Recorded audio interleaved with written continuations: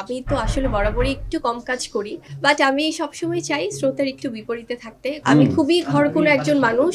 Touch wood ভাই। I am grateful to all of you. আমি সত্যি মাথা নত করি আপনাদের সবার কাছে। এই ভালোবাসার জন্যই আমরা কাজ করি। This is a fantastic news for all of us. কারণ আমার মনে হয় যে আমরা বাঙালিরা যারা ফ্যাশনেবল ড্রেস পছন্দ করি, সিজন ওয়াইজ ড্রেস পরতে পছন্দ করি, কারণ ক্লোদিং এমন একটা জিনিস, পোশাক লাগবেই মানুষের। সো এটা এখন যেহেতু আমাদের আগের জেনারেশন, এখনকার জেনারেশন, তারা কিন্তু সবাই খুব চুজি।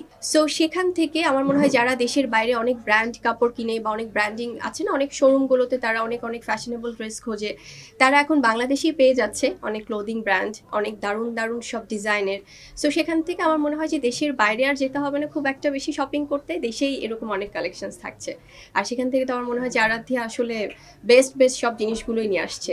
2025 সাল শেষ হয়ে যাচ্ছে, আমরা শেষ মাসে আছি এখন পর্যন্ত যে সুস্থ আছি, বেঁচে আছি, আপনাদের সামনে বসে কথা বলতে পারছি, এটার জন্য আল্লাহর কাছে অনেক অনেক শুক্রিয়া।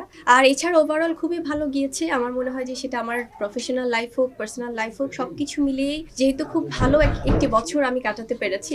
সো সামনে 2026-এর জন্য সবার কাছে অনেক দোয়া চাই, যেন 2026 সালটা অনেক বেশি আসলে প্রাপ্তির জায়গাটাও যেন থাকে এবং সুস্থভাবে থাকতে পারি। আমি তো আসলে বরাবরই একটু কম কাজ করি। আমি চাই যে একটু কোয়ালিটিফুল কাজ যেন হয়। সেটা বছরে কয়টা কাজ হলো, কোয়ান্টিটির থেকে কোয়ালিটিটাই মানে আমি চাই যে আসলে মেনটেন করতে। যদিও সবসময় পসিবল হয় না, কারণ আমাদের সিচুয়েশন ওয়াইজ অনেক সময় কাজের সংখ্যাটাই অনেকেই হয়তো কাউন্ট করে যে কয়টা কাজ করছে দেখি। বাট আমি সবসময় চাই স্রোতের একটু বিপরীতে থাকতে, কম কাজ হোক, বাট আমার যারা শুভাকাঙ্ক্ষীরা আছে তারা যেন দেখে বলে না ভালো কাজ হচ্ছে। গ্র্যান্ড ওপেনিং এর বাইরে বা কোনো টিভিসি বিজ্ঞাপন শুটের বাইরে আমি না খুবই ফোন ফ্রিক না। আমি খুবই ঘরকুনো একজন মানুষ। আমি খুব বাসায় থাকি যখন একদমই সব নেট ছাড়া, সোশ্যাল মিডিয়া ছাড়া, ফোন ছাড়া থাকি। সো এটার জন্য আমি ক্ষমা প্রার্থী সবার কাছে। কিন্তু আপনারা সবসময় আমার মানে অন্তরেই থাকেন।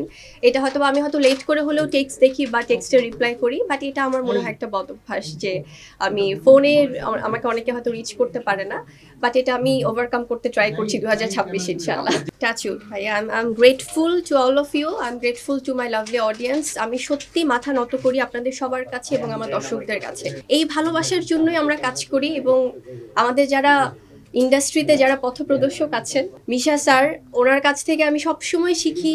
এত জানেন এবং শুটিংয়ের সময়ও সবসময় এরকম করে অনেক অভিজ্ঞতা শেয়ার করেন। সো স্যারদের পথ ধরে আমরা যাচ্ছি, ওনারা যেমন ভালোবাসা পেয়ে যাচ্ছেন। সো আমরা সেখান থেকে যখন এরকম করে আপনারা বলেন ভাইয়া যে দর্শকরা ভিড় করছে, নিচে জায়গা দেওয়া যাচ্ছে না, সবাই চলে আসছে গ্র্যান্ড ওপেনিংয়ে, দর্শকরা দেখতে হুড়মুড়িয়ে পড়ছে, সো এটাই আমাদের পাওয়া সত্যি।